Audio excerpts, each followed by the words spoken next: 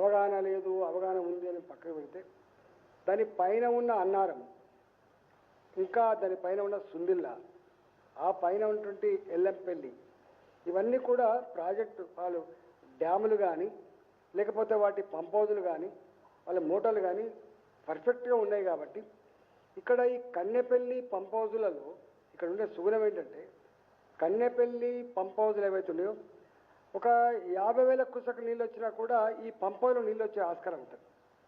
ఇప్పుడు 90,000 లక్ష క్యూసెక్ నీళ్ళు పోతున్నాయని అంటున్నారు. కాబట్టి మీకు తెలిసి ఎల్నినో వచ్చింది, భయంకరమైన కరువు రాబోతుందని చెప్పి అంటున్నారు.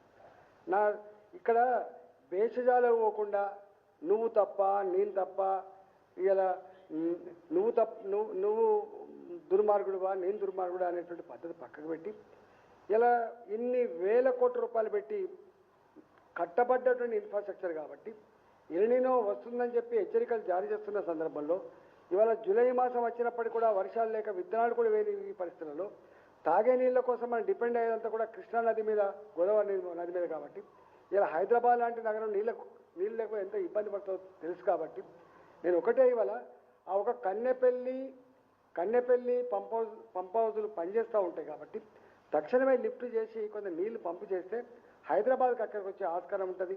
కొంత గొడ్డు గోదకు నీళ్ళు అక్కడికి వచ్చే ఆస్కారం అయితే తప్పకుండా ఉంటుంది.